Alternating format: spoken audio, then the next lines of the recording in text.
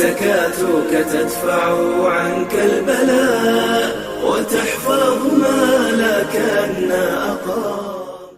الحمد لله رب العالمين والصلاة والسلام على أشرف الأنبياء والمرسلين صلى الله عليه وعلى آله وأصحابه أجمعين.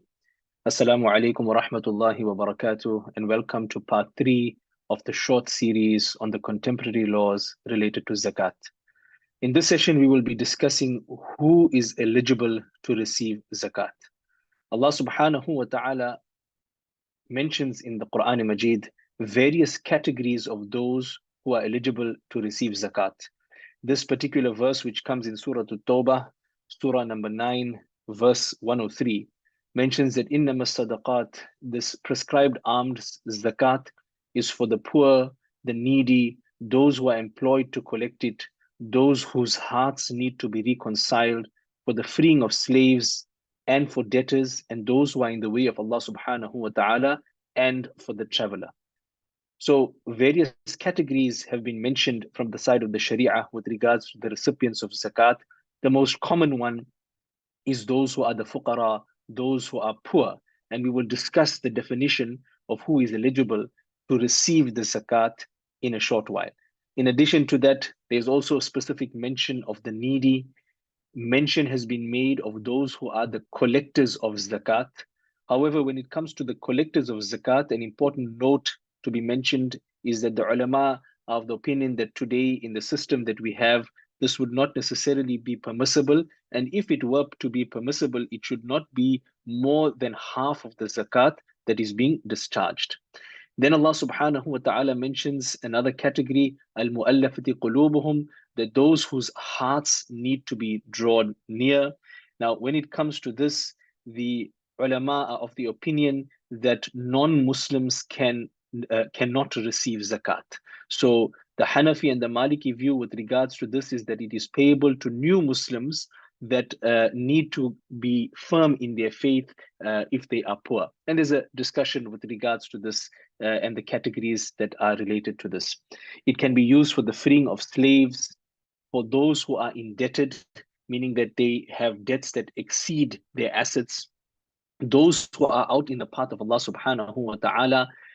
In this case, it would include those who are going out in jihad, those who are going out in hajj, those who are students of deen, studying the deen of Allah subhanahu wa ta'ala, or those who are teaching the deen of Allah subhanahu wa ta'ala. So zakat can be paid to anyone who does not possess the nisab, as we discussed in the previous session, those who do not possess the nisab, the minimum amount of wealth over and above their basic personal needs. And then zakat can also be discharged to travelers who may be wealthy at home, but whilst they are traveling, they have lost their funds, they do not have funds, and therefore they require the funds to assist them to continue on their travel. The zakat can also be used in this category. Nowadays, it's not as common because people travel with credit cards, etc., but this is another category of those who can receive zakat. It is important to note that when one is transferring wealth to someone, the ownership in when it comes to zakat needs to be transferred. So tamlik, as it is known, has to be complete from the zakat payer to the zakat recipient. The transfer raw, the one that is paying the zakat or his agent, has to transfer it, and it must be transferred to a natural living person. So it cannot be transferred to an organization. Of course, it can be given to the organization as an agent or an intermediary who will then ultimately give it to a zakat beneficiary. But the ultimate beneficiary needs to be a natural living person that is eligible to receive the zakat. The transfer cannot be as a remuneration or consideration for services. So if someone does some work for you, you cannot pay them with zakat funds. And the person that is receiving the wealth must acquire possession and become the unconditional owner of that zakat. So the question is often raised that if somebody has a light bill or an electricity bill that needs to be paid and they are zakat eligible, can it be done?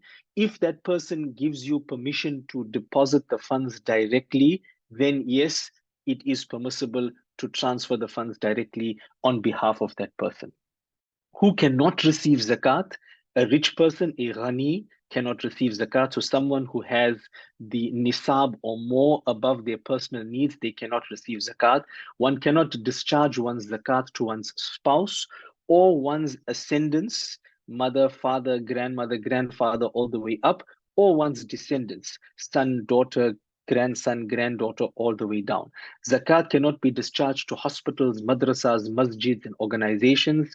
It cannot be given to a Sayyid from the family of Rasulullah sallallahu alaihi wasallam. It cannot be given to a non-Muslim, and it also cannot be used for the burial expenses or the discharge of a debt of a deceased, because that deceased can no longer become the owner. Tamliq cannot be given to that deceased. When we talk about the recipients of zakat, we have sometimes an agent, like an organization. They can be appointed to discharge our zakat. However, our zakat is not fulfilled until it has been discharged by them. So when they give the zakat across, then only is it discharged. Another important point, the recipient does not need to be told that they are receiving zakat. One can give it to them without telling them that they are receiving zakat. And zakat can be paid in advance. So before the time that the zakat is due, one can discharge one's zakat. So if a need comes and one wishes to pay that zakat in advance, then he can do that. And subsequently, when he calculates his zakat liability, he assesses whether he has paid the full amount or the still amount that is outstanding. This brings us to the end of today's session. Inshallah, we will continue with part 4. Subhanallah wa bihamdihi, subhanakallahumma wa bihamdika, nashhadu an la ilaha illa anta nastaghfiruka wa natubu ilayk.